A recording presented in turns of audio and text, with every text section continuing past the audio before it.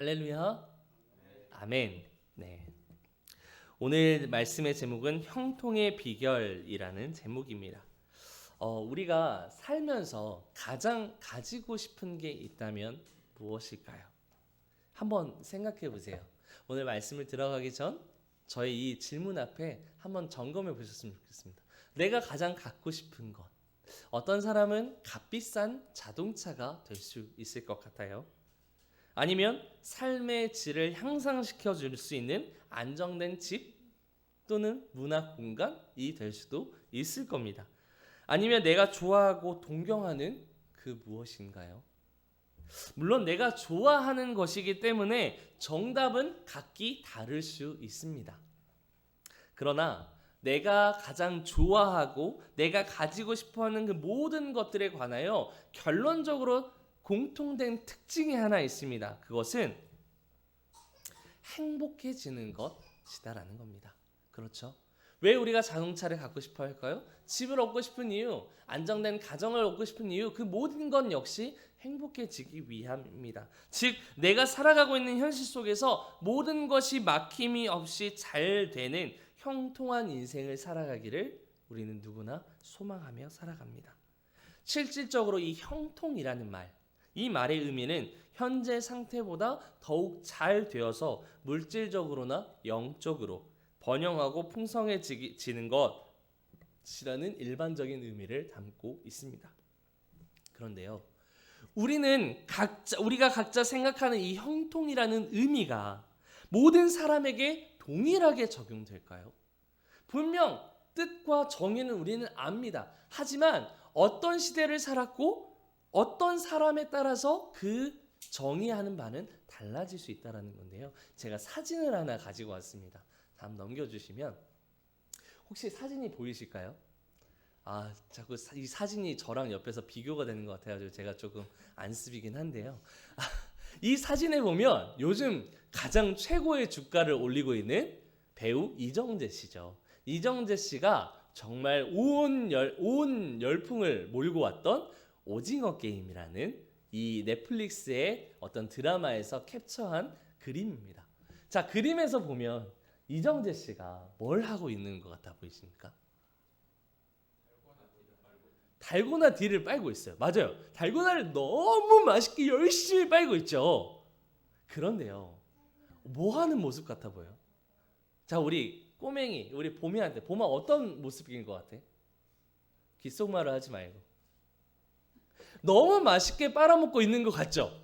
그러나 사실 우리가 넷플릭스를 이 오징어 게임을 본 사람이라면 이 장면이 무슨 장면인지 알 겁니다. 무슨 장면일까요? 맞아요. 맞습니다. 장모님 말씀 맞는데 살기 위해서 몸부림치려고 아등바등 하는 겁니다. 왜요? 저 우산이라고 하는 모양을 만들지 않으면 제한 시간 내에 만들지 못하면 총살을 당하고 죽게 되거든요. 이 드라마의 내용이 그렇습니다. 제한 시간 안에 이 모든 게임을 완수를 해야 하는데 마치 이 드라마를 못 본 사람들, 이 그림을 처음 접하는 사람들에게는 이 그림이 어떤 그림일까요? 너무 배가 고파서 꼴독 추리닝 입고 있잖아요. 정말 그지 행색을 하고 달고나를 열심히 빨아먹고 있는 거예요. 아껴 먹으려고. 그런 생각 들 수 있지 않을까요? 똑같은 그림이에요. 하지만 이 그림을 해석한 사람이 누구냐에 따라서, 이걸 받느냐 안 받느냐에 따라서 각기 해석하는 방법은 다를 수 있다는 겁니다. 그런데 오늘 본문, 자 넘겨주세요. 이정재 씨 너무 비교되니까 넘겨주세요. 자, 이 그림에서처럼 우리는 한 가지 그림을 가지고도 다양한 해석들을 할 수 있습니다. 마찬가지로 형통이라고 하는 단어, 누구에게나 잘 되기를 소망하고 막힘없이 잘 되는 것을 형통이라고는 알지만 어떤 사람에게 어떤 시대에 쓰이느냐에 따라서 이 형통이 전쟁이 될 수도 있고요. 이 형통의 결과가 평화가 될 수도 있고요. 이 형통의 결과가 남을 질투하는 게 될 수도 있어요. 성공의 도구가 될 수도 있다는 겁니다. 누가 해석하느냐에 따라 각기 달리 해석될 수 있습니다. 이처럼 이 시대가 그래요. 이 시대가 같은 정의가 있다 할지라도 어떤 한 정의가 있다 할지라도 이 정의를 각기 다르게 자신의 주관대로 자기 주관적으로 해석하기 때문에 왜 우리가 농성을 할까요? 분명히 그게 잘못된 거를 알리기 위해서 농성을 합니다. 그러나 한번 객관적으로 따져보았을 때 정부의 입장과 이 시민의 입장, 다른 사람의 입장, 동쪽의 입장과 서쪽의 입장이 다르듯이 각자 해석하는 게 다르다라는 거예요. 이처럼 이 시대는 다양한 정보가 존재하고 다양한 사람이 존재하기 때문에 저마다의 의견들로 인해서 제각기 다른 해석들이 난무하는 시대가 되어져 버렸다. 그게 우리가 흔히 말해서 포스트 모더니즘이다라고 이야기를 합니다. 진리가 사라져 버렸기 때문에 나의 주관이 이 소수의 의견이 정당한 진리가 될 수 있다라고 믿기 때문에 이러한 다양한 해석들이 난무하는 시대 속에서 그러면 우리는 어떻게 진정으로 우리의 삶이 형통해지기 위해서 어떻게 해야 할 것인가 고민해야 할 필요가 있다라는 거죠. 하나님을 믿는 사람이라면 성경에서는 늘 말합니다. 하나님께서는 믿는 자에게 복 주시겠다, 복의 근원 삼으시겠다, 복의 통로 삼으시겠다 말씀하셨고 약속하셨고 그 약속을 성실히 오늘 또 이행해 가십니다. 그런데 문제는 우리의 입장인 거죠. 우리가 생각을 할 때 그런 하나님의 약속이 보이지 않으니까 먼 미래의 일인 것 같으니까 세상의 정보를 취하여 행복해지기 위한 우리만의 노력들을 합니다. 그런데 너무나도 제각기 의견들이 다르기 때문에 어떻게 해야 할까? 어떻게 형통해지는 삶을 살아갈 수 있을까? 진정 우리가 형통한 삶을 누리기 위해서는 가장 먼저 해야 하고 또 가장 반드시 필요한 우선순위가 있습니다. 삶의 우선순위가 있는데 그것은 바로 형통에 대한 올바른 지식과 분명한 기준이 필요하다라는 겁니다. 형통이라고 하는 이 단어가 세상적으로도 너무나도 많이 불리고 좋은 단어입니다. 하지만 이 형통에 대한 올바른 지식과 기준이 있지 않는 한 이것은 그 어떤 해석도 정당화될 수는 없다라는 겁니다. 자, 성경을 한번 볼까요? 형통에 대해서 복에 대해서 성경은 하나님은 뭐라고 말씀하시는지 시편 128편 1절로 4절에 보면 이렇게 기록을 하고 있습니다. 제가 한번 읽어드릴게요. 여호와를 경외하며 그의 길을 걷는 자마다 복이 있도다. 내가 내 손이 수고한 대로 먹을 것이다. 내가 복되고 형통하리로다. 내 집 안방에 있는 내 아내는 결실한 포도나무 같으며 내 식탁에 둘러앉은 자식들은 어린 감람나무 같으리로다. 여호와를 경외하는 자는 이같이 복을 얻으리로다. 아멘. 복을 얻는 방법에 대해서 성경은 뭐라고 기록하느냐? 하나님을 경외하라라고 말합니다. 하나님을 경외하여서 그의 길을 걷는 자마다 복을 얻게 될 것이다 라고 말합니다. 형통해질 수 있는 방법, 그 비결은 하나님을 경외하라는 거예요. 뿐만 아니에요. 올바른 지식이 필요한데 잠언서 1장 7절은 이렇게 말합니다. 여호와를 경외하는 것이 지식의 근본이거늘 미련한 자는 지혜와 훈계를 멸시하느니라. 아멘. 우리가 복받는 비결, 우리가 형통해질 수 있는 비결은 무엇이냐? 여호와를 경외하는 것이다. 그러면 여기서 또 하나의 질문이 들죠. 과연 그 경외함이 뭘까? 뭐라고 생각하십니까? 하나님을 경외하다라는 말이 도대체 무슨 말일까? 우리 흔히 이제 들은 풍월들이 있으니까 이렇게 말할 겁니다. 하나님을 경외함? 조금 이제 그 성경에 대해서 아시는 분들 이렇게 말할 거예요. 두렵고 떨리는 마음으로 하나님 앞에 서는 것, 하나님을 만나는 것, 우리 보통 그렇게 알고 있지 않습니까? 근데 이걸 조금 더 구체적으로 바라본다면 이런 의미가 있습니다. 이 경외하다라고 하는 이 말은 네이버의 사전적 의미로는 이렇습니다. 공경하면서 두려워하다. 공경하지만 두려워하는 대상이라고 말을 해요. 그런데 이것을 종합적으로 성경을 통해서 종합적으로 살펴볼 때 이런 의미를 가지고 있어요. 수많은 장애와 위협 가운데에서도 우리의 인생을 가장 선하고 성공적으로 이끌어주시는 창조주 하나님을 향한 의지와 신뢰, 이게 바로 경외합니다. 왜 우리가 두렵고 떨리는 마음으로 만나야 할까요?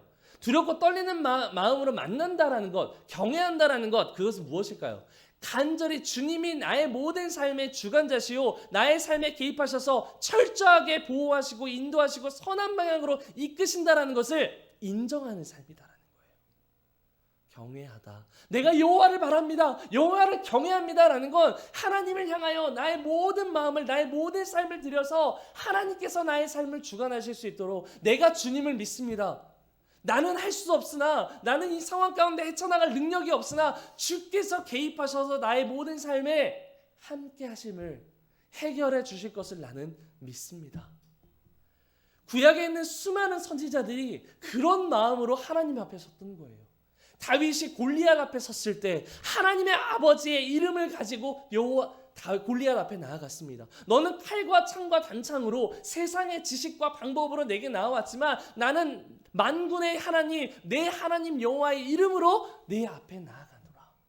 왜요? 하나님께서 승리하게 하실 거기 때문에. 이 모든 전쟁의 주관자는 하나님 여호와이시기 때문에 철저하게 신뢰했던 겁니다. 그 결과 어떻게 됐죠? 골리앗을 물리쳤습니다. 히스기야가 예루살렘이 이제 아수르에 의해서 포위가 당했습니다. 삼면이 포위가 당하고 뒤에는 도망칠 곳이 없어요. 낭떠러지기 때문에. 예루살렘은 천의 요새라 불리는 난공불락의 성입니다. 산 위에 있어요. 그렇기 때문에 삼면을 둘러싸면 뒤로는 낭떠러지예요.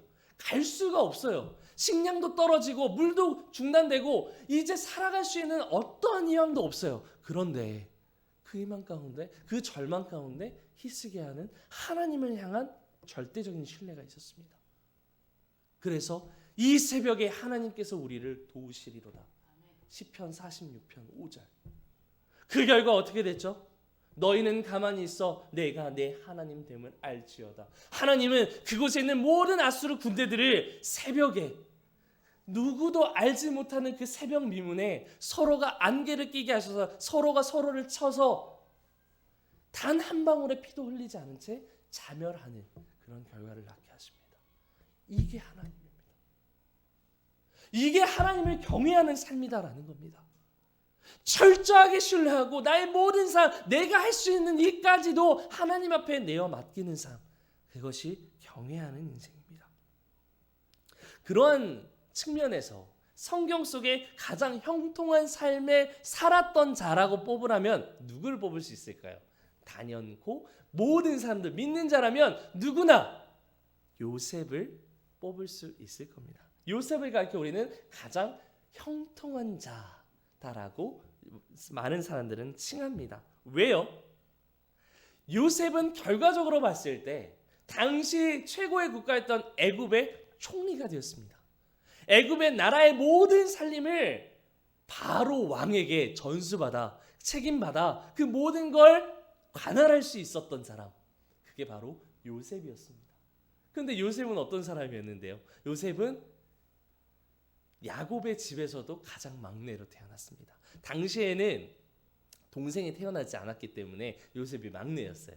막내로 태어나 형들보다 그 어떤 권리도 권한도 축복도 받지 못한 채로 자라왔어요. 누가 보기에도 가장 연약하고 왜소한 소년이 바로 요셉이었어요. 그러면 그 요셉이 그뿐만이 아니에요. 요셉의 인생을 한번 살펴볼까요? 오늘 본문을 보면 본문이 나오기 이전에 지금 요셉은 애굽 사람 보디발의 집에 노예로 팔려가 있는 상황이에요.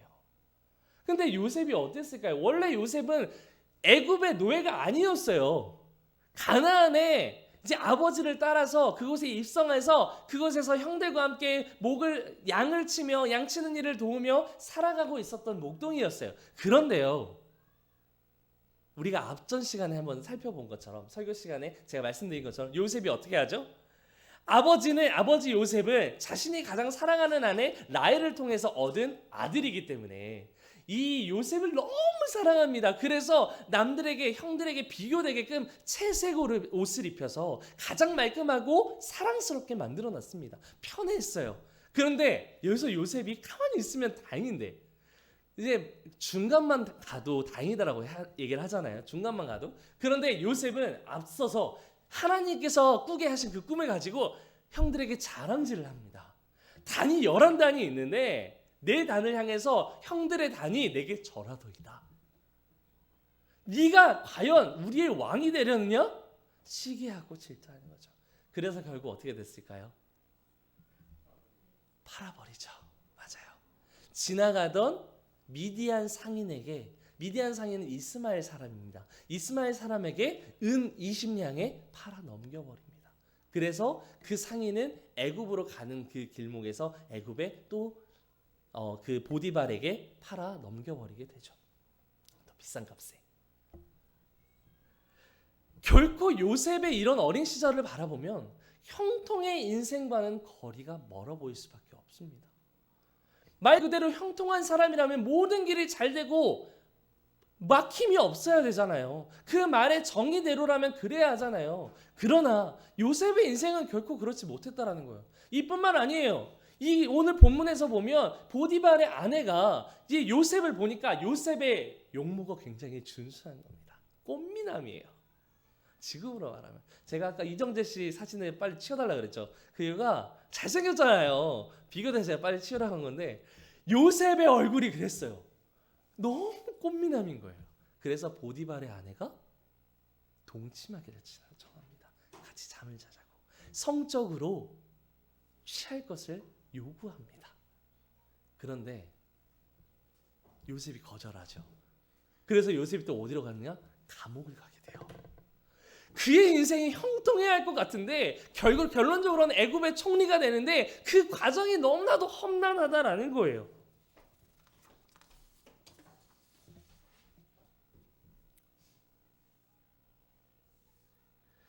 그런데 성경은 말합니다. 요셉이 가장 형통할 수 있었던 순간은 언제냐? 요셉이 총리가 되었을 때를 형통한 삶이라고 얘기하지 않아요. 성경은 기록합니다. 분명 우리는 결론적으로 요셉이 애굽의 총리가 된 것에 대해서 형통한 사람이다 라고 우리는 인식하거든요. 그러나 요셉이 형통할 수 있었던 이유는 오늘 본문에 나타난다라는 거예요. 자, 오늘 스토리를 통해서 요셉은 총리 자리에 오르지만 요셉이 성경을 통해 진정 형통할 수 있었던 이유는 오늘 본문에 나타난 두 가지 비결 때문이었습니다. 자, 한번 살펴볼까요? 오늘 이 말씀을 통해서 우리의 삶에도 하나님을 믿는 자녀로서 우리의 삶에도 비단 형통해지는 비결이 있게 되기를 주님의 이름으로 소망합니다. 자, 그렇다면 형통해지기 위한 비결, 그 첫 번째 키워드가 있습니다. 그것은 바로 동행이라고 하는 키워드입니다. 오늘 본문 말씀 함께 읽어볼까요? 본문 2절로 3절입니다. 함께 읽습니다. 시작.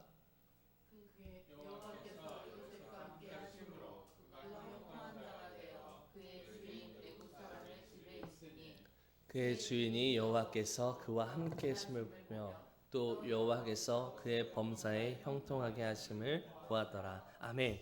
동행, 그 첫 번째는 여호와께서 함께 하심으로입니다. 그가 형통할 수 있었던 첫 번째 비결은요, 동행이었다라는 거예요. 근데 우리는 늘 믿는 자녀이기 때문에 임마누엘의 하나님을 늘 꿈꾸죠. 그렇죠?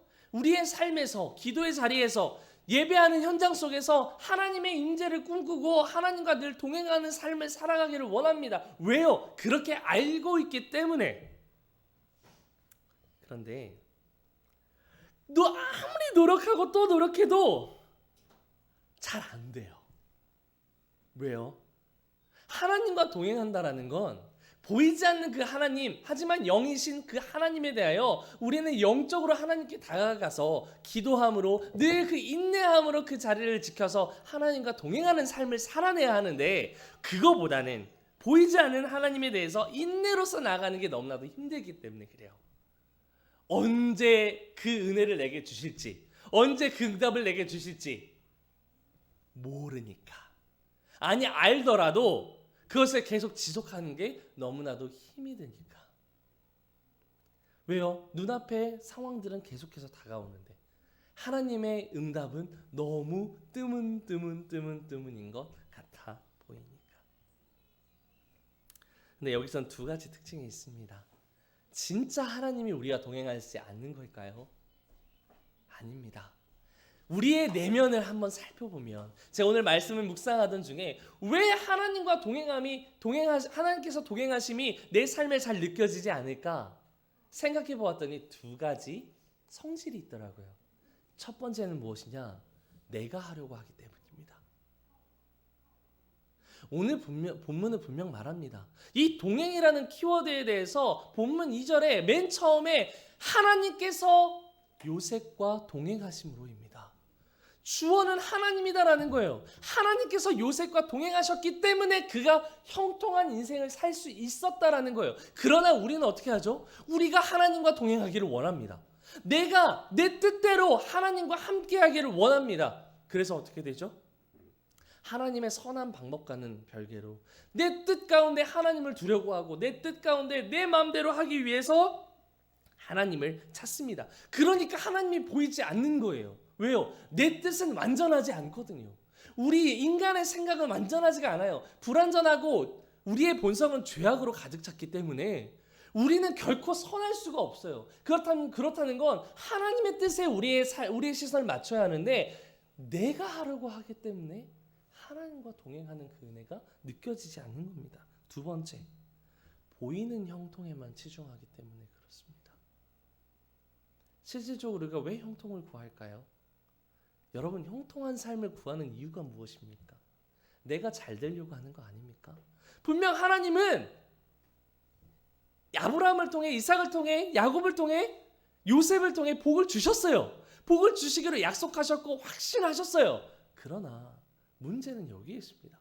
그 근원은 하나님께 있는데 그 하나님은 배제한 채 그 복의 근원되는 그 결과물만을 우리는 추구하려고 하기 때문에 마태복음 6장 33절 분명 말하잖아요. 그러나 너희는 먼저 그의 나라와 그의 의를 구하라. 그리하면 이 모든 것을 너희에게 더하시리라. 그러나 우리의 눈에는 그러나 이 모든 것을 너희에게 더하시리라. 이것만 보이잖아요. 하나님의 나라와 의를 구하기보다는 먼저 그 나라와 그 의를 구하는 게 아니라 하나님께서 주실 결과물에만 치중하기 때문에 세베대의 아들 야고보와 요한이 예수님께 찾아와 예수님의 수제자였던 이 두 명이 예수님께 찾아와 이렇게 말합니다. 마가복음 10장 37절로 38절에 여짜오되 주의 영광 중에서 우리를 하나는 주의 우편에 하나는 주의 좌편에 앉게 하여 주옵소서. 뭘까요? 이제 예수님께서 때가 되어서 십자가를 져야 할 때가 됐어요. 이제 예루살렘으로 입성하시겠대요. 그랬더니 이 제자들의 입장은 뭐였을까요? 아, 이제는 예수님이 왕이 되시는구나. 이제는 우리의 유대인의 왕이 되어주셔서 그 모든 권능으로 모든 하나님의 능력으로 로마의 지배로부터 우리를 해방시켜 주시겠구나. 그가 왕이 되었을 때 나 국무총리 시켜주세요 라는 거예요. 예수님과 평생 동행하였던 함께하였던 그 제자들, 우리보다 더 믿음이 있다고 말했던 그 제자들 역시 예수님의 이 십자가의 고난 앞에서 그 하나님의 때 앞에서 이렇게 말하고 있다라는 거예요. 하나님, 그때가 되면 내게 그 형통의 은혜를 주세요. 내게 국무총리 자리를 주세요. 내게 그 복받는 비결과 그 결과물을 내게 주세요. 십자가의 의미는 알지도 못합니다.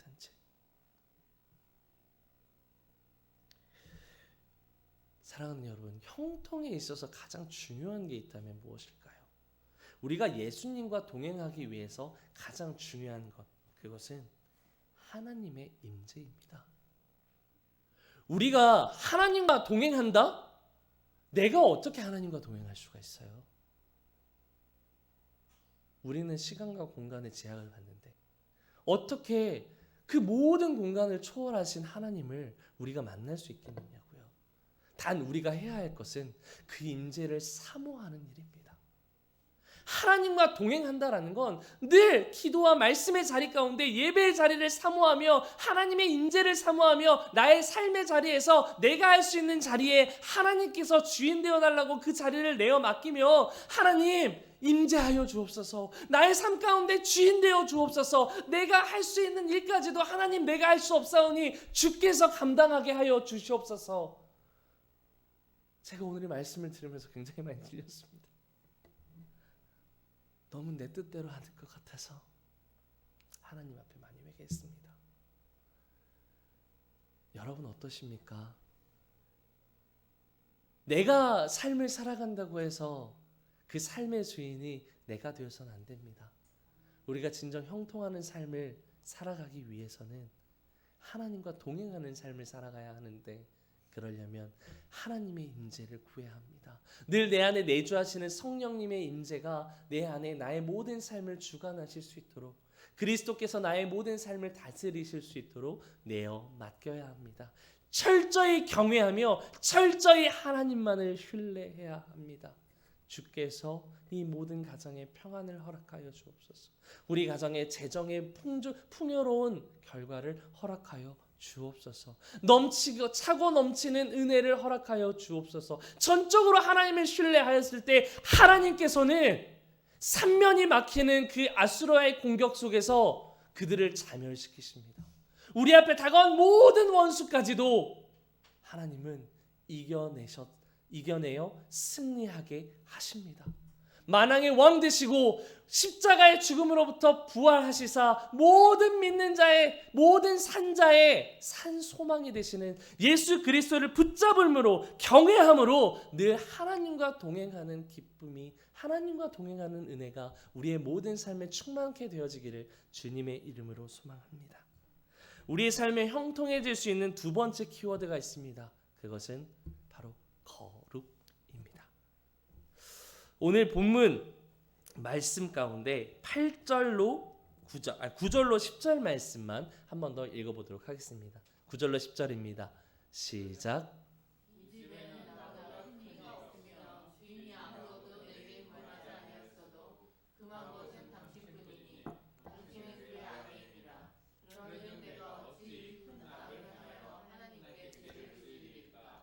여인이 날마다 요셉에게 청하였으나 요셉이 듣지 아니하여 동침하지 아니할 뿐더러 함께 있지도 아니하더라.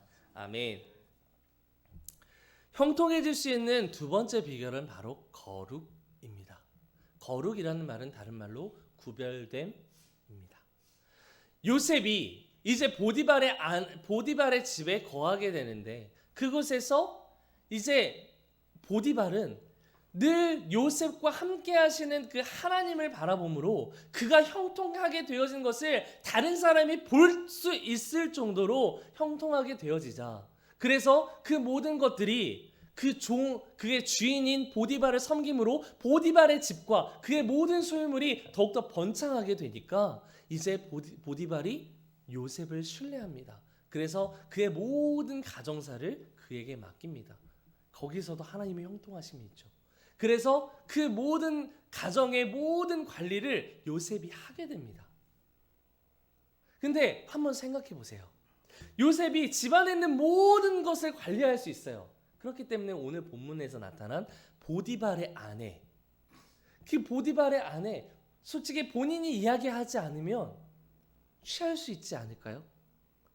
인간의 마음으로 한번 생각해 보자고요.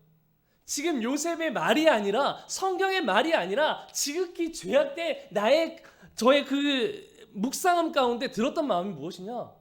그에게는 모든 권한이 있었습니다. 모든 힘이 있었어요. 능력이 있었어요. 왜요? 주인이 그것을 허락했기 때문에. 그렇다면 아내가 그렇게 유혹해 왔을 때, 아직 결혼도 하지 않았어요. 팔팔은 청춘이에요. 그런 마음 들지 않았을까요? 그런데 여기서 요셉의 반응이 굉장히 놀랍습니다. 오늘 읽은 이 9절로 10절에 보면, 이 집에는 나보다 큰 이가 없습니다. 주인이 아무것도 내게 금한 것이 없습니다. 그러나 금한 것은 당신뿐이니. 보디발이 금했을까요? 아니요. 저는 묵상한 가운데 이런 묵상을 하게 됐습니다. 요셉이 스스로 자신의 의지로, 믿음의 결단으로 죄악된 것이라고 생각을 하고 끊어냈다라는 거예요. 요셉 하면 떠오르는 가장 중요한 말이 하나 있어요. 코람데오라는 말입니다. 이 코람데오라는 말이 뭘까요? 이 히브리어 코람데오라는 말은 하나님 앞에서라는 말이에요. 하나님은 눈에 보이지 않습니다. 눈에 보이지 않아요. 하지만 살아계십니다. 그 살아계신 하나님을 요셉은 늘 느꼈고 늘 하나님의 임재를 경험했기 때문에 그 가운데 코람데오의 인생을 산 거예요. 이 보디발의 아내의 유혹 가운데 이것이 죄임을 알 수 있었던 이유는 선하신 주님, 거룩하신 하나님 앞에 늘 붙들려 있었기 때문에 그는 자신의 의지로 스스로의 결단으로 끊어낼 수 있었다라는 거예요. 그래서 10장에 보면 요셉이 듣지 않습니다. 죄인의 길에 서지 않는 거예요. 시편 1장 1절에 보면 의인은 악인의 길에 서지 않는다라고 말하거든요. 우리가 이것이 죄악된 길이다라는 조금의 말미가 보이면 그 말미까지도 요셉은 제거해 버렸다라는 겁니다. 우리는 어떨까요? 심지어 저만 해도 그렇습니다. 죄의 유혹이 내게 다가왔을 때 뿌리쳐야 되는 게 맞잖아요. 말씀대로라면. 그러나 그게 쉽지 않다라는 겁니다. 왜요? 우리의 본성이 약하기 때문에 이 죄와 결탁하기가 너무나도 쉽습니다. 이것 좀 하면 어때? 이것 좀 한다고 누가 알 수냐? 그렇게 하나님과 세상의 양다리를 거친 채 우리는 살아갑니다. 왜 사람들이 기독교를 가르쳐 요즘 개독교다 그렇게 얘기를 할까요? 믿는 사람들이, 하나님을 믿는다는 사람들이 여전히 세상의 반, 하나님께 반, 하나님의 이름을 망령되이 부르며 하나님의 이름을 팔아가며 거룩한 인생을 살아가지 못하기 때문에, 분별된 삶을 살아내지 못하기 때문에, 분별된 영향력, 하나님의 선한 영향력을 비추지 못하기 때문에 동성애자들이 말합니다. 우리가 진짜 이 세상에 원하는 것, 기독교인에게 원하는 것, 진짜 그리스도의 사람, 진짜 예수님의 사람을 보여달라는 거예요. 그러면 우리가 회유하겠다라는 겁니다. 그게 그들의 속마음이고 심정이다라는 거예요. 우리는 점검해야 합니다. 과연 나는 거룩하게 살아가기 위하여 어떤 노력을 하며 어떤 결단을 하고 있는가? 나의 삶의 반경 속에서, 나의 삶의 현장 속에서 죄의 유혹 앞에서 나의 믿음의 태도는 어떠한가? 반드시 점검해 보아야 합니다. 하나님께서는 레위기 19장 2절에 이스라엘 백성에게 이렇게 말합니다. 레위기의 주제이기도 한데 내가 거룩하니 너희도 거룩하라라고 말을 해요. 뭐냐? 거룩하심은, 거룩함이라고 하는 이 말은 하나님의 속성입니다. 하나님은 죄가 없으신 분이에요. 선한 능력밖에 없으신 분이에요. 그렇기 때문에 세상과 구별될 수 있는 겁니다. 인간과 구별될 수 있는 거예요. 왜요? 창조주이고 거룩하시기 때문에. 그런데 하나님 앞서 말씀하십니다. 내가 거룩하니 너희도 거룩하라. 그래서 십계명을 주신 거 아니에요? 그렇게 살아가라고 삶의 지침서들을 주신 거잖아요. 그런데 그 이스라엘 백성들이 하나님의 뜻을 거역하고 반역하고 하나님의 뜻대로 살아가지 않습니다. 그래서 모세와 그 1세대 이스라엘 백성들이 광야에서 모두 죽고 나서 이제 가데스 바네아라고 하는 이 광야 속에서 오아시스와 같은 그곳에서 이제 12정탐꾼을 보내고 새로운 2세대가 이제 가나안 땅을 입성하기 그 앞선에 이들에게 새로운 세대잖아요. 하나님의 십계명을 알지 못하는 세대예요. 왜요? 모세가 시내산에서 십계명을 받았는데 그게 받고 돌아왔더니 이스라엘 백성들이 뭘 하죠?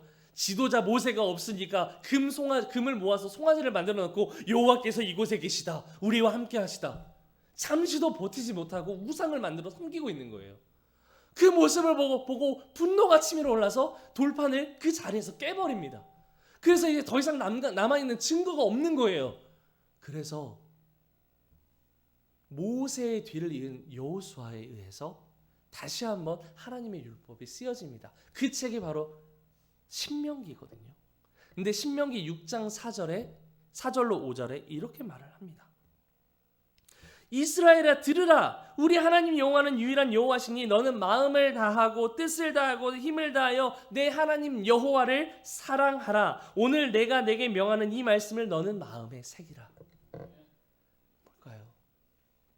하나님이 거룩하니, 내가 거룩하니 너희도 거룩하라, 거룩해지라라고 말씀하시는데 그 거룩해지기 위한 방법이 무엇이냐? 마음을 다해, 뜻을 다해, 힘을 다해 여호와를 사랑하라라는 거예요. 우리가 어떻게 하면 거룩해질 수 있을까요? 하나님을 붙들 때 가능해집니다. 우리가 어떻게 해야 요셉처럼 거룩한 삶을 영위하며 스스로 결단하고 의지적으로 결단하며 나아갈 수 있을까요? 10절의 말씀처럼 듣지 아니할 뿐더러 동침하지도 아니고 자신의 의지로 동침하지 않았어요. 근데 이뿐만 아니라 함께 있지도 아니었다. 그 자리를 아예 떠나버렸다라는 거예요. 결단했다라는 거예요. 근데 사실 우리는 이런 말이 있죠. 작심삼일이다. 매일 결단을 합니다. 매해 새해가 되면 결단을 해요. 새로운 소망들을 꿈꿉니다. 목표를 꿈꿔요. 하나님 안에서 내가 어떻게 거룩해지기를 원합니다. 새해 기도 제목을 적습니다. 그런데 작심삼일일 때가 너무나도 많이 있죠. 그런데 그럼에도 불구하고 이렇게 오늘 이 말씀을 하나님께서 우리에게 주신 이유가 있어요. 무엇이냐? 하나님은 그 믿음의 의지와 믿음의 결단을 보신다라는 겁니다. 로마서 5장 8절, 너희가 아직 죄인 되었을 그때에 하나님은 우리가 이미 죄인이라는 걸 알고 계세요. 예수 그리스도가 이 땅 가운데 오셨을 때 우리를 대신하여 죽기까지 그 구원하시기 위하여 그 마음을 가지실 때 이미 우리가 죄인인 걸 알고 계셨어요. 그럼에도 불구하고 우리를 죄인이기 때문에 구원하시기 위하여 기꺼이 십자가 처형을 감당하신 겁니다. 이것이 키워드입니다. 우리가 형통해지기 위해서 거룩의 옷을 입기 위해서는 오늘도 안 되지만 하나님 앞에서 믿음의 의지를 가지고 믿음의 결단을 하며 하나님 오늘 또 돌이키겠습니다. 하나님 오늘 또 세상의 뜻을 버리고 하나님의 뜻을 쫓아 살아가겠습니다 라고 믿음의 결단을 드려야 하는 겁니다. 기도를 통해서 하나님 오늘 또 나는 죄인이지만 하나님 앞에 또 나아갑니다. 그런데 이것이 계속 반복되는 것이 아니라 계속 그렇게 하나님을 의지했을 때 세상의 방법이 아닌 하나님의 뜻이, 하나님의 주관하심이 나의 삶을 덮기 때문에 우리는 점차 예수 그리스도를 닮아가는 사람이 되게 됩니다. 이것이 그리스도의 사랑 안에서 온전해지는 삶, 진정 형통해지는 인생입니다. 오늘 이 말씀을 통하여서 하나님을 온전히 의지하여서 우리를 죽기까지 사랑하셔서 예수 그리스도의 그 보혈의 피, 어린 양의 피로 우리를 죽기까지 사랑하시고 구원하시기 위하여 작정하셨던 그 예수 그리스도를 온전히 붙잡고 오늘도 주님과 동행하며 거룩해지기 위한 믿음의 결단, 믿음의 행보들을 이어나가는 저와 여러분들이 되시기를 주님의 이름으로 축원드립니다. 이제 말씀 맺겠습니다. 여러분, 형통의 비결은 막연하게 모든 것이 잘 되고 막힘없이 잘 되는 인생을 가리켜 말하는 것이 아닙니다. 하나님께서 말씀하시는 이 형통의 비결에는 반드시 인생에 수반된 고난과 역경이 뒤따릅니다. 하나님께서는 그 역경과 고난을 우리에게 허락하십니다. 왜요? 더 하나님을 신뢰하라고. 더 하나님을 따라 거룩해지라고. 그래서 모세는 하나님께 쓰임받기 전에 광야로 내몰린 것입니다. 그래서 예수님마저도 이 땅에 공생의 사역을 시작하기 전 광야로 시험받으러 가신 것입니다. 왜요? 하나님이 보여야 하니까. 하나님이 사용하시려면 하나님의 뜻을 우리가 인정해야 하기 때문에 연단의 과정이 필요한 것입니다. 사랑하는 여러분, 우리에게 닥쳐진 고난과 역경이 불행의 연속이라 여기지 마십시오. 이것은 하나님께서 우리를 형통하게 하시기 위한 수단이자 방법이며 이 시간들을 통하여 하나님은 형통의 인생, 늘 함께 하심으로 거룩해지는 인생으로 만들어 가십니다. 이것을 신뢰하며 오늘 또 예수 그리스도의 피를 힘입어 여호와 앞에 나아가는 저와 여러분들이 되시기를 주님의 이름으로 축원드립니다.